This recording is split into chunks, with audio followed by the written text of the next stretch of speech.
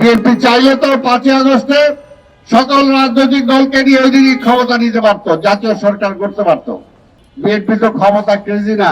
আপনারা কি জনগণের মনটাকে কি অন্যভাবে কাবু করতে পারবেন? জাদু মন্ত্র তো কোনো ব্যাপার নাই। তাহলে শেখ হাসিনাও ভোটে ভয় পাইছে, আপনারাও ভোটে ভয় পেয়ে গেছেন। তাহলে এই অবস্থা হলে চলবে কেমনে? ওই শেখ হাসিনাও তার আতঙ্ক পায়ে গেছিল, তারে কাইলো।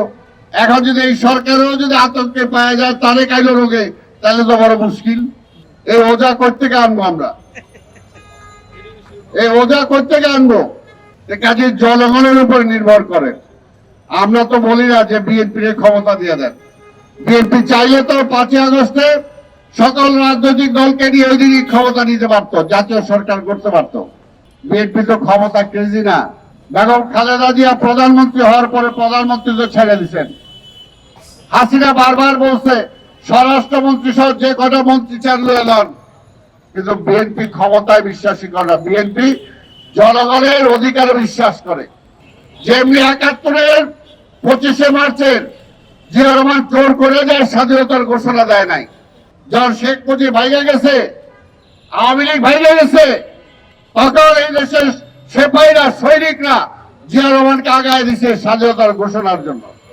যদি জিয়া রহমান ধরা পড়তো তাহলে জিয়া রহমানের শুট করে মারা হতো। আর শেখ মুজিব তো ধরা খায় পাকিস্তান গেছে, আবার বাংলাদেশে এসে ক্ষমতা নিয়ে নিছে। এর জন্য বিএনপি ক্ষমতার জন্য না, দেশের জন্য রাজনীতি করে। জিয়া রহমান জোর করে মার্শাল দিয়ে কু করে ক্ষমতা আসে নাই। 75-এর 7 নভেম্বরের আগে দেশ যখন চলছিল না, সেনাবাহিনীর মধ্যে কু কাউন্টার কু হচ্ছিল।